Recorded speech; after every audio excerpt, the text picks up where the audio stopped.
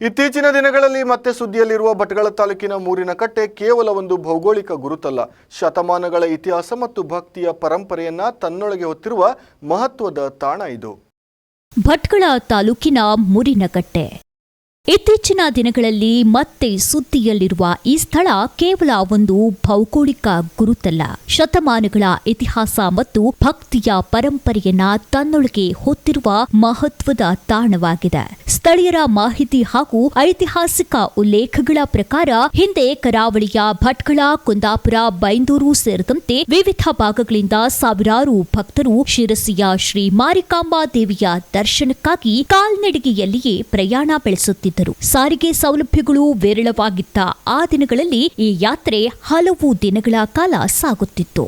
ದೇವಿಯ ದರ್ಶನಕ್ಕೆ ತೆರಳುತ್ತಿದ್ದ ಭಕ್ತರು ತಲೆಯ ಮೇಲೆ ಹೊರೆಗಾಣಿಕೆ, ಕಾಣಿಕೆ ಸಾಮಗ್ರಿಗಳು ಹಾಗೂ ಪೂಜಾ ಸಾಮಾನುಗಳನ್ನ ಹೊತ್ತುಕೊಂಡು ಸಾಗುತ್ತಿದ್ದರು. ಸುದೀರ್ಘ ಪಾದಯಾತ್ರೆಯ ಮಧ್ಯೆ ವಿಶ್ರಾಂತಿ ಪಡೆಯಲು ಹಾಗೂ ತಲೆಯ ಮೇಲಿದ್ದ ಹೊರೆಗಳನ್ನ ಕೆಳಗಿಳಿಸಿ ಇಡಲು ಬಳಸುತ್ತಿದ್ದ ಪ್ರಮುಖ ತಾಣವೇ ಇಂದಿನ ಮೂರಿನಕಟ್ಟೆ ಎಂದು ಹೇಳಲಾಗುತ್ತದೆ. ಮಾರಿಕಾಂಬಾ ಜಾತ್ರೆ ಹಾಗೂ ವಿಶೇಷ ಪೂಜಾ ಸಂದರ್ಭಗಳಲ್ಲಿ ಭಕ್ತರ ಸಂಚಾರ ಹೆಚ್ಚಾಗುತ್ತಿದ್ದ ಸಮಯದಲ್ಲಿ ಈ ಸ್ಥಳ ಯಾತ್ರಿಕರ ಪ್ರಮುಖ ತಂಗುದಾಣವಾಗಿತ್ತು. ಇಲ್ಲಿ ಭಕ್ತರು ವಿಶ್ರಾಂತಿ ಪಡೆದು ಬಳಿಕ ತಮ್ಮ ಪಯಣವನ್ನ ಮುಂದುವರಿಸುತ್ತಿದ್ದರು. ಹೀಗಾಗಿ ಮೂರಿನಕಟ್ಟೆ ಕೇವಲ ದಾರಿಯ ಮಧ್ಯದ ಸ್ಥಳವಲ್ಲ, ಭಕ್ತಿ ಮತ್ತು ಪರಂಪರೆಯೊಂದಿಗೆ ಬೆಸೆದುಕೊಂಡ ಐತಿಹಾಸಿಕ ನೆನಪಿನ ತಾಣವಾಗಿಯೂ ಗುರುತಿಸಿಕೊಂಡಿದೆ. ಭಟ್ಕಳ, ಕುಂದಾಪುರ ಮತ್ತು ಬೈಂದೂರು ಭಾಗದ ಜನರಲ್ಲಿ ಶ್ರೀ ಮಾರಿಕಾಂಬಾ ದೇವಿಯ ಮೇಲಿನ ಅಪಾರ ಭಕ್ತಿ ಇಂದಿಗೂ ಕಂಡುಬರುತ್ತದೆ. ಅನೇಕ ಕುಟುಂಬಗಳು ಪೀಳಿಗೆಯಿಂದ ಪೀಳಿಗೆಗೆ ಈ ಭಕ್ತಿ ಪರಂಪರೆಯನ್ನ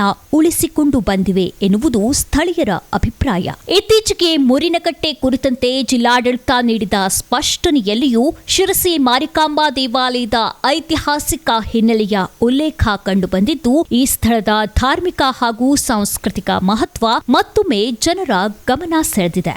ಮೂರಿನಕಟ್ಟೆ ಎಂಬುದು ಕೇವಲ ಒಂದು ಸ್ಥಳದ ಹೆಸರಲ್ಲ, ಅದು ಕರಾವಳಿ ಭಾಗದ ಜನರ ಭಕ್ತಿ, ನಂಬಿಕೆ ಹಾಗೂ ಶತಮಾನಗಳಿಂದ ನಡೆದು ಬಂದ ಧಾರ್ಮಿಕ ಪರಂಪರೆಯ ಜೀವಂತ ಸಂಕೇತವಾಗಿದೆ. ಆಧುನಿಕ ಸಾರಿಗೆ ವ್ಯವಸ್ಥೆಗಳ ನಡುವೆ ಕಾಲ್ನಡಿಗೆಯ ಯಾತ್ರೆಯ ಸಂಪ್ರದಾಯ ಬಹುತೇಕ ಮರೆಯಾಗುತ್ತಿದ್ದರೂ ಮೂರಿನಕಟ್ಟೆ ಮತ್ತು ಶ್ರೀ ಮಾರಿಕಾಂಬಾ ದೇವಿಯ ನಡುವಿನ ಈ ಐತಿಹಾಸಿಕ ನಂಟು ಎಂದಿಗೂ ಭಕ್ತರ ಮನಸ್ಸಿನಲ್ಲಿ ಅಚ್ಚಳಿಯದೆ ಉಳಿದಿದೆ. ಬ್ಯೂರೋ ರಿಪೋರ್ಟ್, ವಿಸ್ಮಯ ನ್ಯೂಸ್.